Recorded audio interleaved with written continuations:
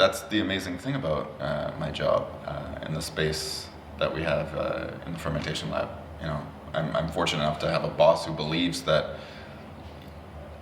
the time needed for pure research and development is a worthwhile pursuit in and of itself.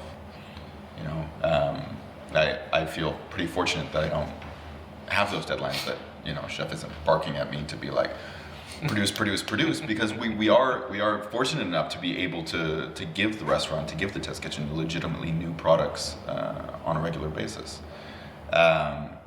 We probably produced far more things that actually see the menu and could for a long time forward. The lab itself is called the Fermentation Lab, but we do a lot more than that. So that's kind of where it gets its other name, the Science Bunker. In the central kitchen, we have a nice long workbench where we can actually do all the hard chopping and mixing and grinding and blending that fermentation requires when you're making, you know, hundreds of kilos of misos made from peas or pumpkin seeds, or, you know, hundreds of liters of kombucha for the juice menu. In that room, one half of it is a very functional kitchen with, you know, a steam oven and a dishwasher, a stove, and a sink.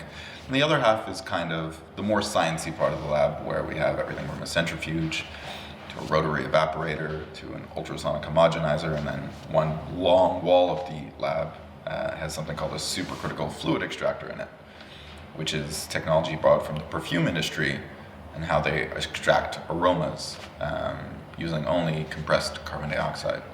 So that allows us to kind of not necessarily depart from fermentation, because we can use ferments with these kind of food technologies to either change them or tweak them, but it allows us to explore a whole other side of food.